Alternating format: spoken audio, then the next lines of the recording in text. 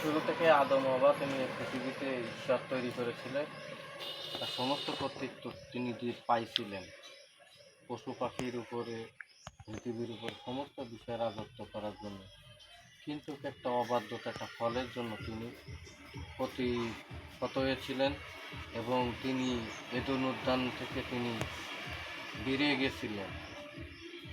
শুধু একটা মাত্র পাপ, আর সেই পাপের দরুনে, সেই মানুষের পাপের দরুনে তিনি এই পৃথিবীতে আমাদেরকে পাঠিয়েছিলেন যেন আমরা তার সেবা করে, তার গৌরব করে, তার প্রশংসা করি, তার আরাধনা করি।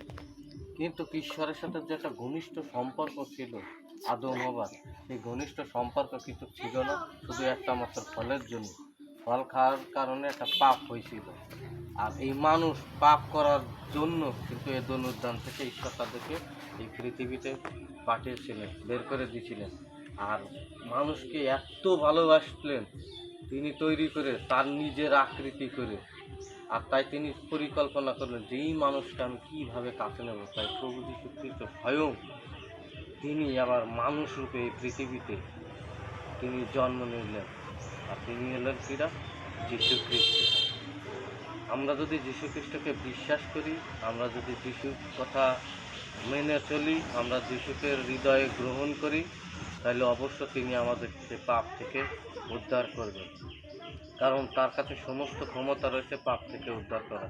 তিনি আমাদের জন্য ক্রুশে মৃত্যুবরণ করেছেন, তিনি রক্ত ঝরিয়েছেন আমাদের পাপের জন্য, তিনি প্রাণ ত্যাগ করেছেন শুধু আমাদের মুক্তি দেওয়ার জন্য। আর তিনি এখনো স্বর্গে আছেন।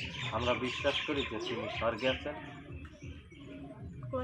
আমরা বিশ্বাস করি যে তিনি একজাত ঈশ্বরের পুত্র। অবশ্যই তিনি একজাত ঈশ্বরের পুত্র। আমরা বিশ্বাস করি তিনি ঈশ্বরের কাছ থেকে ছিলেন। আমরা ঈশ্বরের সাথে, যিশুর সাথে আবার স্বর্গে আমরা সম্মিলিত হব, একই সাথে নতুন পৃথিবী, নতুন আকাশ। এবং আমরা প্রার্থনা করি, আমরা বিশ্বাস করি এবং মুখে স্বীকার করি যে তিনি ঈশ্বরের একজাত পুত্র। চোখ বন্ধ করে প্রার্থনা।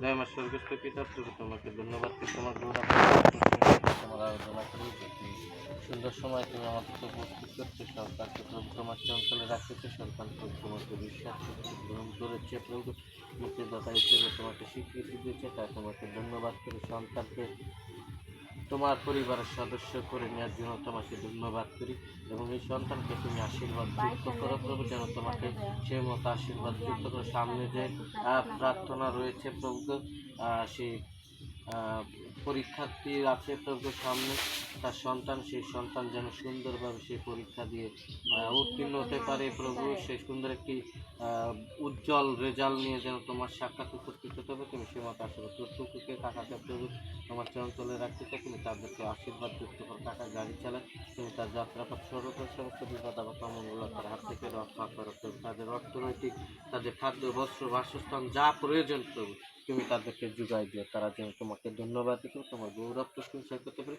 তুমি সেই মতো আশীর্বাদ করো এবং তোমাকে যেন তারা আঁকড়ে ধরে নিয়ে জীবন যাপন করতে পারে, তুমি সেই মতো আশীর্বাদ করতে। প্রার্থনা তোমার পুত্র যিশুর নামে চাই, আমেন। মৃত্যুবরণ করেছেন, যদি আমরা বিশ্বাস করি অবশ্যই তিনি আমাদেরকে স্বর্গে নিয়ে যাবেন। তিনি যেখানে থাকবেন সেখানে আমরা থাকবো। একমাত্র স্বর্গ থেকে যিনি এই পৃথিবীতে এসেছেন সে ছাড়া স্বর্গের রাস্তা আর কেউ জানে না। তাহলে যিশু হলো সেই স্বর্গের দ্বার, সেই স্বর্গে যাওয়ার রাস্তা। আমরা কি বিশ্বাস করি যে যিশু স্বর্গে আছেন? বিশ্বাস করি বলে তো এখনো পর্যন্ত বাইচে আছে। অবশ্যই, এবং বিশ্বাস করি এবং মুখে স্বীকার করে যে যিশু একজাত ঈশ্বরের পুত্র। আমরা চোখ বন্ধ করি, প্রার্থনা করি। আমার স্বর্গস্থ পিতা, প্রভু তোমাকে ধন্যবাদ করি, তোমার গৌরব করি, তোমার প্রশংসা করি প্রভু। এই সন্তান তোমাকে মুখে বিশ্বাস করছে এবং হৃদয়ে গ্রহণ করেছে প্রভু। এই সন্তানকে প্রভু তোমার চরণতলে রাখতে চাই প্রভু। সে শারীরিকভাবে অনেকটা অসুস্থতার মধ্যে আছে প্রভু, তোমার পুত্রের রক্ত দিয়ে তুমি তাকে সুস্থ করো এবং তুমি তাকে সবল করো প্রভু। প্রভু সে সন্তান দুর্বল হয়ে পড়ছে প্রভু, তোমার পুত্রের শক্তিতে তুমি তাকে সবল যুক্ত করো। তার সমস্ত অঙ্গ প্রত্যঙ্গ প্রভু তোমার চরণতলে রাখতে চাই, তুমি তাকে সুন্দর এবং সুস্বাস্থ্য জীবন যাপন করার জন্য যে ক্ষমতা প্রয়োজন তুমি তাকে দিয়ে আশীর্বাদ যুক্ত করো প্রভু। তার পরিবারে অর্থের সমস্যা প্রভু, অর্থ যোগায় দাও প্রভু, কোথা থেকে আসবে যায় না, তুমি জিহ্বা জিরি। তার কি ঘরের প্রয়োজন আছে প্রভু, সেই ঘর নির্মাণ করতে যে অর্থের প্রয়োজন প্রভু তুমি তার সেই অর্থ তুমি জুগিয়ে দাও প্রভু, যেন সে সুন্দরভাবে একটি ঘর নির্মাণ করে প্রভু তোমাকে যেন ধন্যবাদ দিতে পারে। তুমি সেই মতো আশীর্বাদ করো, সমস্ত অভাব দারিদ্রতা প্রভু তোমার শৃঙ্খলে রাখতে চাই। তুমি তাকে আশীর্বাদ যুক্ত করো, তুমি তাকে অনুগ্রহ দান করো, তুমি তাকে দয়া করে প্রার্থনা তোমার একজাত পুত্র যিশুর নামে তোমার যন্ত্রণা করলাম, তুমি দয়া করে প্রভু না সাহায্য করো। পরিবার আসতে পারে আমি আপনাদেরকে সুস্বাগত জানাই, বিশেষভাবে ধন্যবাদ দিই আপনাদের অন্টাস মিনিস্ট্রির পক্ষ থেকে। আর আমরা এসেছি আপনাদের কাছে যেন একটি সুসমাচারের বাক্য নিয়ে, আর সেটি পবিত্র আত্মার সুসমাচার। সুসমাচার হচ্ছে মানুষের হৃদয় থেকে পাপ ভাঙানোর সুসমাচার। আপনাদের নামটা বলবেন? শিক্ষা দাস, আপনাকে ধন্যবাদ সময়। আর আপনি জানেন যে আমরা জন্ম থেকে পৃথিবীর শুরু থেকে আমরা পাপ করেছি এবং পাপের মধ্য দিয়ে আমরা বড় হয়েছি, এবং ঈশ্বর